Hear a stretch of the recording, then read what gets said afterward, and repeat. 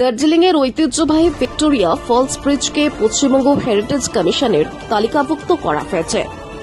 1912 সালে নির্মিত এই ব্রিজ পর্যটন আকর্ষণের পাশাপাশি স্থানীয়দের জন্য গুরুত্বপূর্ণ যোগাযোগ মাধ্যম।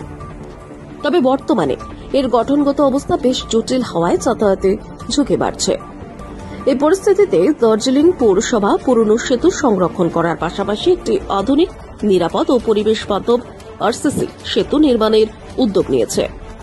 ইতিমধ্যে পৌরসভা মিউনিসিপাল ইঞ্জিনিয়ারিং ডিরেক্টরেট ও নগর উন্নয়ন দপ্তরের সঙ্গে যোগাযোগ করেছে।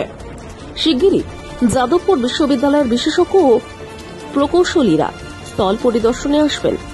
পৌরসভার সভাপতি দীপেন চাকুরি জানান, দার্জিলিংকে পর্যটন ও বাসিন্দাদের জন্য আরও আকর্ষণীয়, নিরাপদ করে তুলতে এই উদ্যোগ নেওয়া হয়েছে।